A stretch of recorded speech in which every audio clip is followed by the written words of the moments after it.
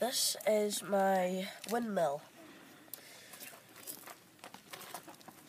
This thing up here is the motor that turns it. Down here there's another motor.